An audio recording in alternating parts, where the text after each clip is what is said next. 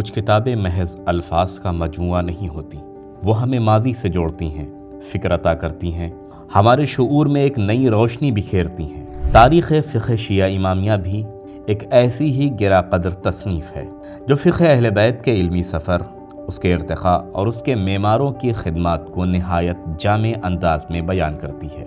اس کے مؤلف ہیں آیت اللہ سید محمد موسوی کلانتر، حوزہ علمیہ قم کے معتبر استاد اور محقق، جنہوں نے اس کتاب کے ذریعے فقہ امامیہ کی تاریخ کو ایک منظم اور جامع صورت میں پیش کیا۔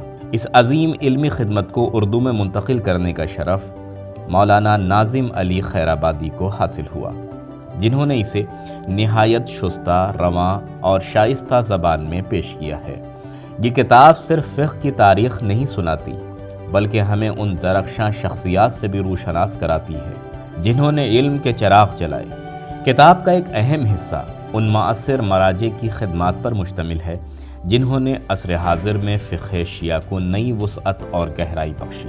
تاریخ فقہ شیعہ امامیہ ہر اس طالب علم، محقق اور صاحب فکر و شعور انسان کے لیے ایک قیمتی رہنما ہے جو یہ جاننا چاہتا ہے کہ فقہ امامیہ کا سفر کہاں سے شروع ہوا، کس منزل سے گزرتا ہوا کہاں تک پہنچا اور آج کس مقام پر کھڑا ہے۔ اگر آپ اس کتاب کو خریدنا چاہتے ہیں تو kausarpublication.in پر جا کر آن لائن خرید سکتے ہیں یا اسکرین پر دیے گئے نمبر سے رابطہ کر کے منگوا سکتے ہیں۔